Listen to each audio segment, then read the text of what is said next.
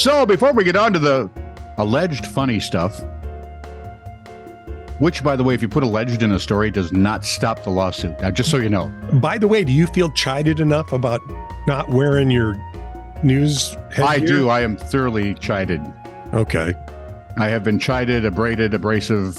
I'm fairly chuffed that people chided you. Jeez. Where was I? Look, Chuckles.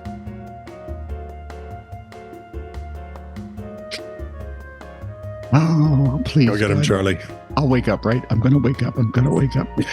More's the pity. Before we get on to the alleged funny activities, let me remind you that it would be great if you'd like, subscribe, and follow us. If you already do that, thank you. Thank you. And what is wrong with you? Next of all, if you have a story, a comment, an opinion, a snark, you can send those off to TITR@netradio.network. Or if you just want to leave a quick comment that says how wonderful we are or what low-life scum-sucking weasels we might be. Yeah, I think that'll get best. Yeah, that's us. You'd be okay. You can leave the comments wherever you find us. This is True, Really News with Scott Combs and Tony Vercanis. All the news you're about to hear is true. Really? As far as you know. A 1-star review. Uh-oh. And a response to a 1-star review. From Yelp? Nope. I don't think it's Yelp. I don't know who it is. I don't. Bill, the Wonder Star Ranger. Don't know. Maybe no. It looks like Google. Okay. I give Google 1 star, so we're okay. Searched for a different named driving school by specific name, and this business was shoved into my face by Google.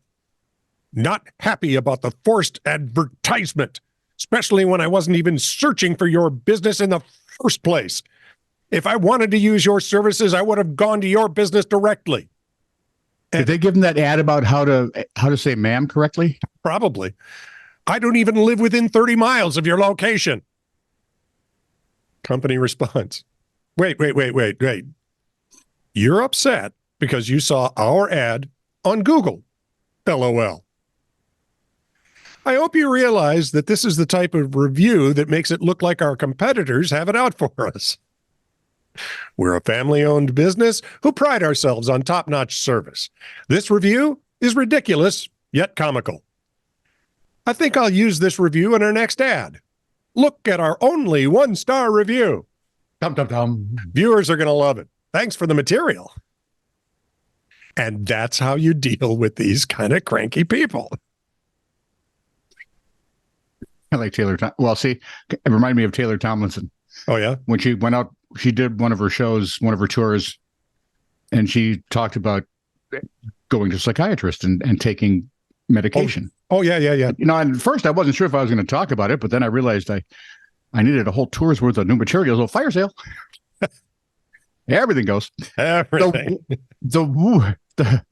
The world famous Las Vegas Strip, no relation, with all things bright, luxurious, and decadent. Well, not all things. Most things. The buffets are, no, they are decadent. They are decadent. Some of them, yeah. I've never been there, and I feel decadent just talking about them. Been there a few times, and I kind of like Vegas, to tell you the truth, where for a little, 3-4 day getaway. Las Vegas called. They said nice thing about you. It seems like a match made in heaven. I knew they would. I saw someone visiting- almost choked to death at a restaurant in Vegas. When visiting Vegas is what, we who are in the business call it. Yes. We leave the off jaded the loss. ones. Yeah. Especially for the first time, you can tell tourists, right? They're snapping pictures now and again. Yes. But there's a new law passed in Sin City that has made it illegal to stop walking on the city's pedestrian bridges. Oh. Where you would have the best angle to get a shot. The Clark County Board, yes, Clark County would be where Vegas is located. I'm sorry, Las Vegas. We're really not. I'm going to be more formal now. Okay, fine. Because we're talking about the Clark County Board. Oh, yes, and they voted to pass an ordinance prohibiting standing on the walkways on January 2nd.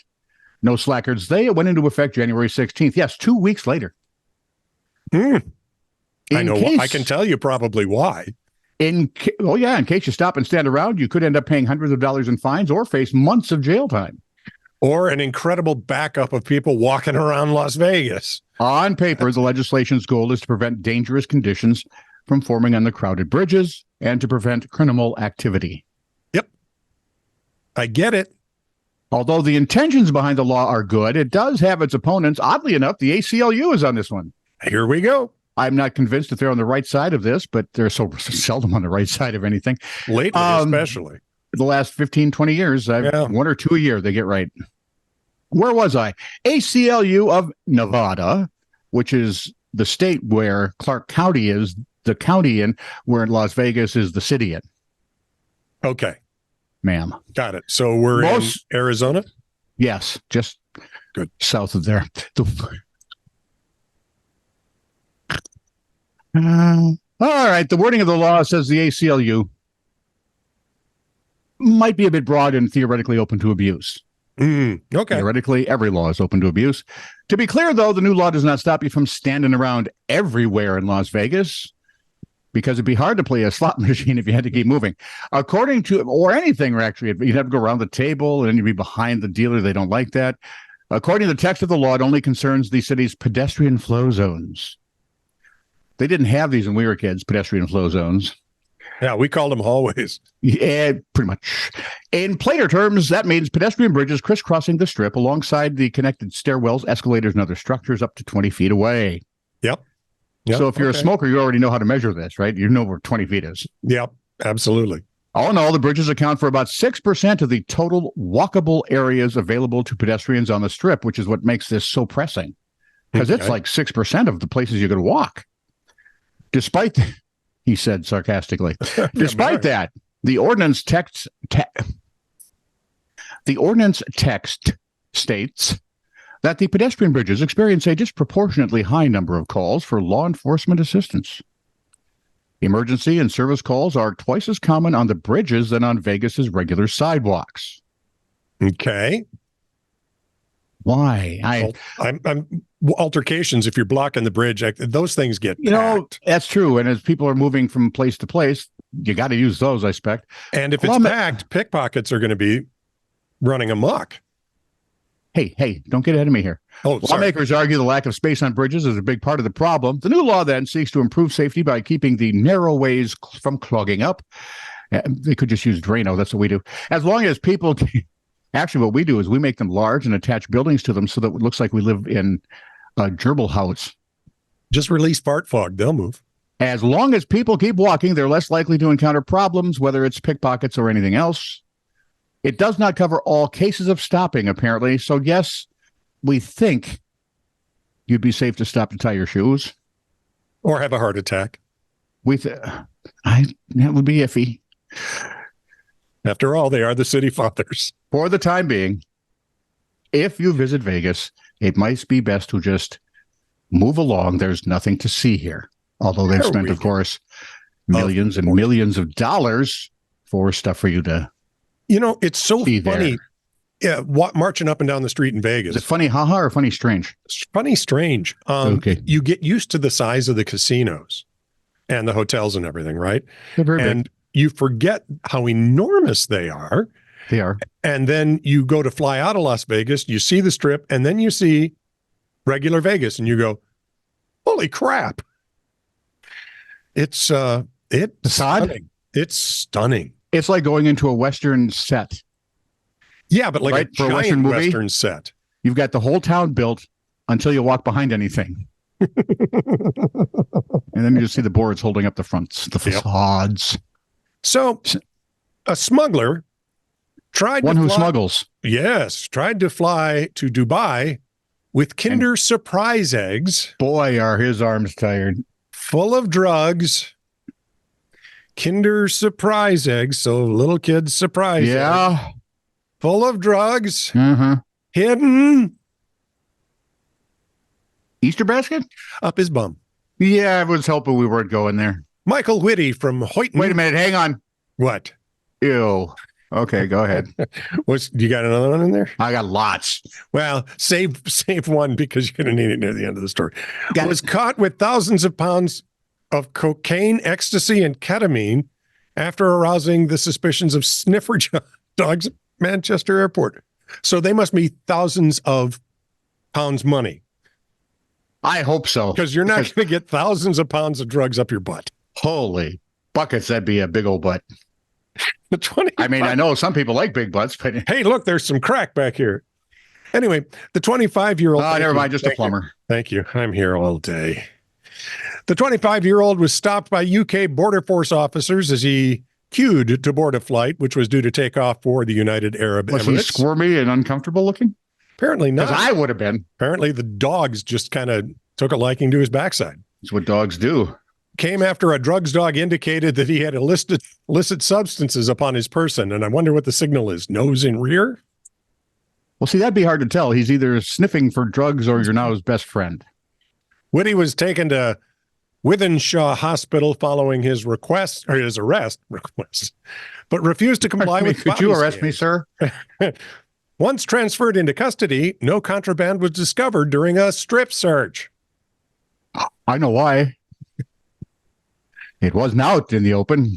Wasn't so much on his person. Why is it uncomfortable just sitting through this whole story? He later went to the toilet in his cell, after which 2 Kinder eggs wrapped in cling film were recovered. Plop, plop, whiz, whiz. Oh, what a relief it is. Ew.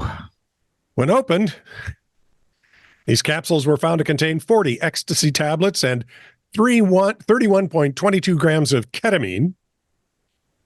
Whitty then produced a small package containing 12.6 grams of cocaine with a purity of around 77% upon using the facilities again. Oh, so it's already been cut. Well, that's good. No hands. Kazaa. He made no comment when subsequently interviewed by detectives. Why am I thinking Gilligan's Island and Chicken Man? What would you have to say? Oops. Cocaine was estimated to have a street value of between 504 and 1,260 pounds British, with the ecstasy valued in the region of 200 to 400 pounds. The Class B drugs were meanwhile said to have been worth between 624 and 1,248 pounds. So indeed, he had thousands of pounds of drugs up his butt. Nope, I'm sticking with you. And it's uncomfortable sitting. From Brevard County, Florida, this is not, by the way, a Florida man or Florida woman.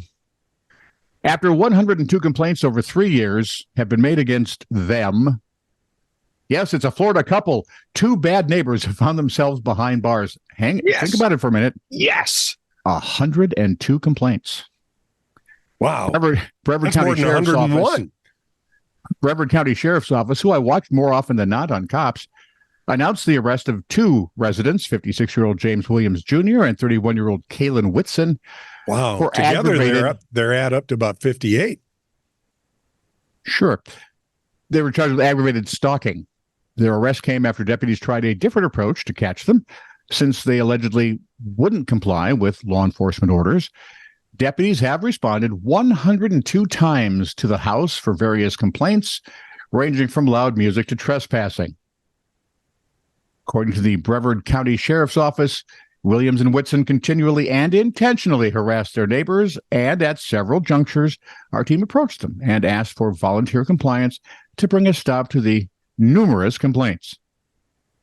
The duo apparently doesn't speak English because they didn't stop. That must be it, right? When they refused to voluntarily comply, they were put on the sheriff's high-intensity target list. That does not sound like a list you want to be on. To bring a stop to this madness and harassment, deputies said. It's madness. Madness, I say. And there was an episode of Blue Bloods where they did this big shock and awe drug bust in this housing project. Okay. And there were folks hanging out of windows and lining the sidewalks applauding as all the dealers and dope guys were walked out. Off. Yep.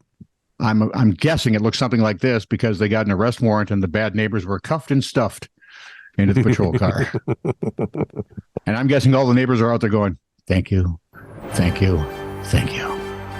This is true, really news. Send email to TITR@netradio.network.